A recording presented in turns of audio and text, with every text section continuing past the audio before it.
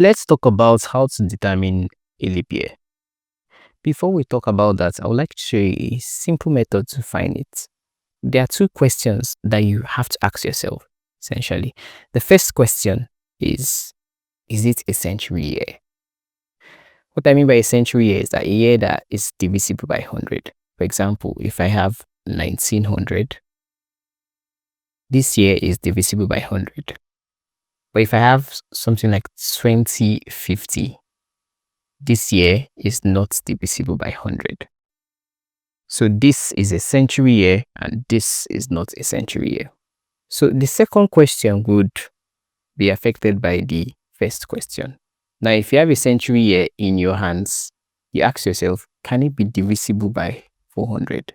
So if the answer is a yes, then you have a leap year in your hands. If the answer is a no, then you do not have a leap year in your hands. In the other case, where the year in question is not a century year, you ask yourself, is it divisible by 4?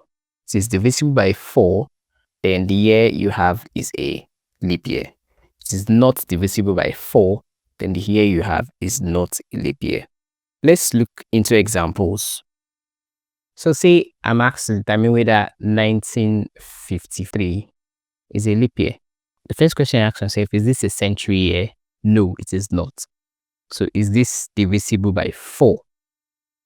It is not divisible by 4.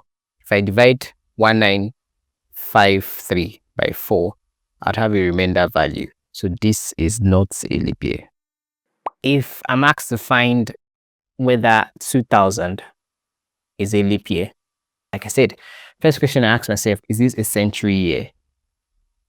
So this 2000 can be divided by 100, so it's a century year. So that means I ask myself, can it be divided by 400? Can 2000 be divided by 400 without a remainder? Yes, it can be divided by 400 without a remainder. So 2000 is a leap year. So for another example, I could say 1900. Is it a leap year or not a leap year? You can pause the video and try to solve this one yourself. In this case, 1900 is a century year because it can be divided by 100.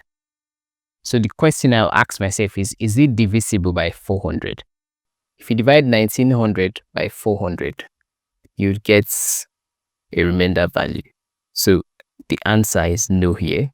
So this is not a leap year. If you have 3000, the year 3000, and you're asked to find whether it's a leap year or not. Now the year 3000 is a century year because it can be divided by 100. So the question you ask yourself now, is it divisible by 400? So it is not divisible by 400. So this is not a leap year. Let me take two extra examples. So I have 2026.